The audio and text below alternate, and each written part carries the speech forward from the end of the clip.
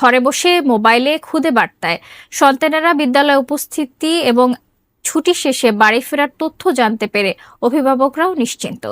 ফেরদৌস হাসানের তথ্য ছবিতে ডেস্ক রিপোর্ট।